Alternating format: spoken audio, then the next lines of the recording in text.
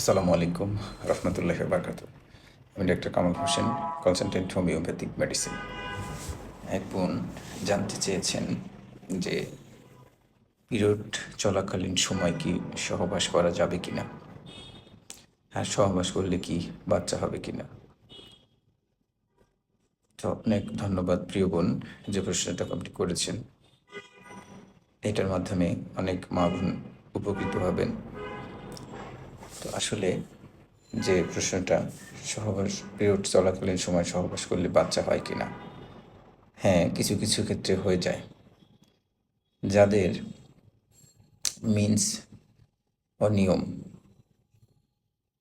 অস্বাভাবিকভাবে অল্প অল্প পরিমাণে হয়, তাদের বেলায় এটা হতে পারে।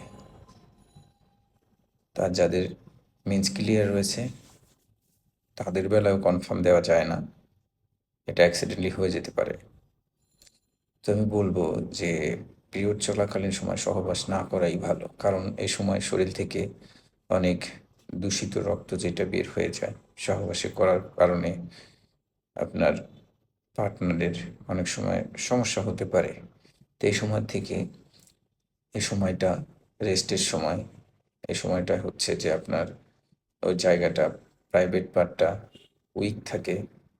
তো আমি বলবো যে এই সময় সহবাস না করাই ভালো। যাই হোক, কথার মাঝে ভুল ত্রুটি হলে ক্ষমা সুন্দর দৃষ্টিতে দেখবেন। নিয়মিত নামাজ আদায় করবেন। আসসালামু আলাইকুম রহমতুল্লাহি ওয়া বারাকাতুহু।